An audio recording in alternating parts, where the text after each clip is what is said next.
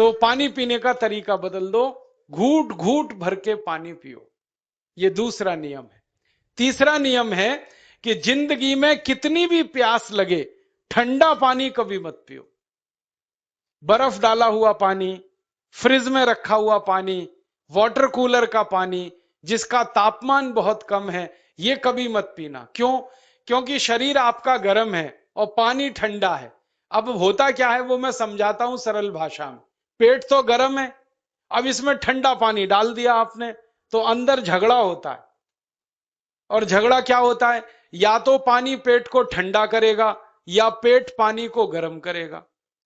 अगर पानी ने पेट को ठंडा कर दिया तो पेट के ठंडा होते ही हृदय ठंडा होता है, हृदय के ठंडा होते ही मस्तिष्क ठंडा होता है, मस्तिष्क के ठंडा होते ही आदमी ठंडा होता है, और आदमी ठंडा होते ही राम नाम सत्य होती है। आपको मालूम है, जब शरीर ठंडा पड़ जाता है तो घर में भी नहीं रखते, निकाल के बाहर सड़क पर रख देते।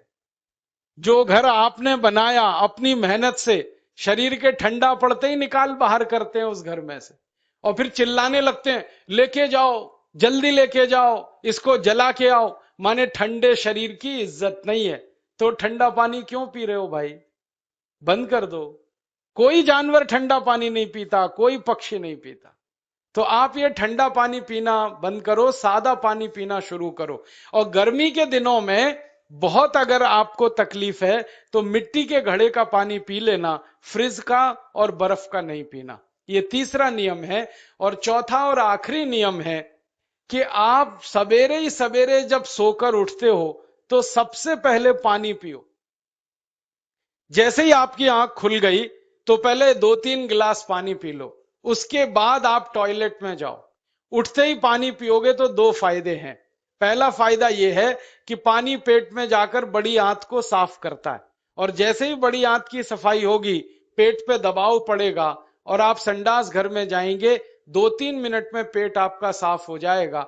जिनका पेट सुबह एक बार में साफ हो जाता है उनकी जिंदगी में कभी रोग नहीं आता। इसलिए सुबह सुबह उठते ही पेट साफ होना जरूरी है।